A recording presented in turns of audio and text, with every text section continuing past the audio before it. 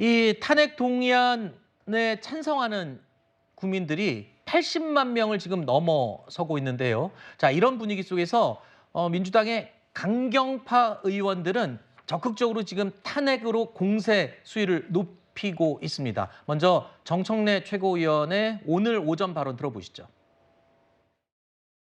국회엔 탄핵 청원 곧 100만 명, 접속 불가 대기자 1만 명. 국회 국민동의 청원 게시판에는 윤석열 대통령 탄핵 소추안 즉각 발의 요청에 관한 청원이 곧 100만 명을 돌파할 기세고 200만, 300만으로 이어질 기세입니다. 국민의 눈을 속이고 국민의 귀를 가리고 국민을 억압하고 야당을 탄압하고 끝이 좋은 정권을 저는 본 적이 없습니다. 매는 장사 없다고 국민을 이기는 정권은 없습니다. 국민과 정권의 한판 싸움에서 반드시 국민이 이길 것입니다. 그날을 준비합시다.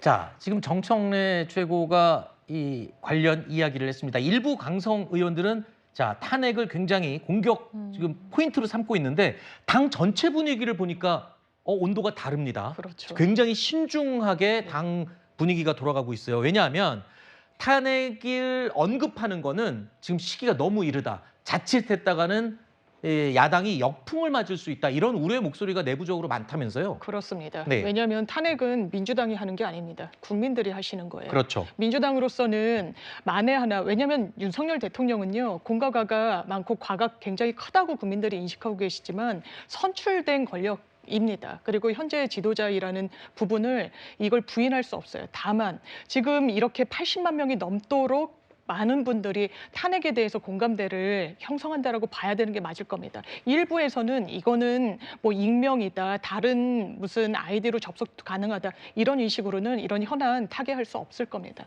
네. 80만 명이라는 사람들이 실명 인증을 하고 의사표시를 하고 있는 거예요.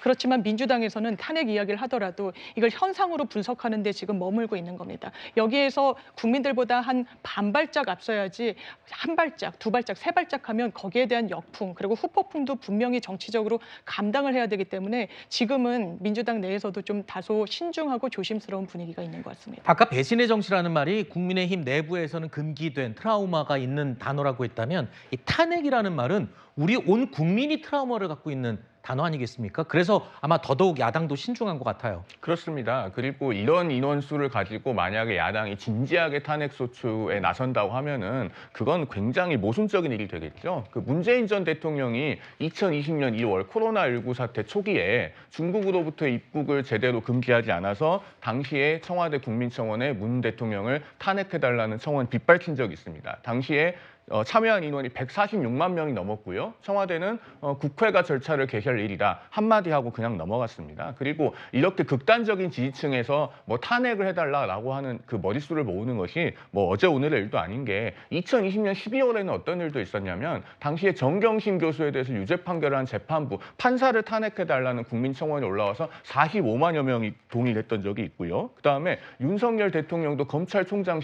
시절에 그 추미애 장관이 징계를 하려고 할 때 해임해달라고 하는 국민청원이 올라와서 그때도 또한 37만여 명이 동의했던 적이 있습니다. 네. 그러니까 극단적인 지지층이 이렇게 뭐 탄핵해달라, 해임해달라라는 청원을 하는 것은 어제 오늘의 일이 아니고요. 참고로 지난 총선 기준으로 대한민국의 유권자 수는 4,428만 명입니다. 한쪽의 극단적인 2, 3%가 머릿수를 모으는 것을 갖고 우리 제도권 정당들이 진지하게 움직여서는 안 된다 이런 말씀을 드립니다. 알겠습니다. 청원 게시판의 동의 수를 가지고 여야가 좀 다르게 해석하는 부분도 있긴 하지만 글쎄요.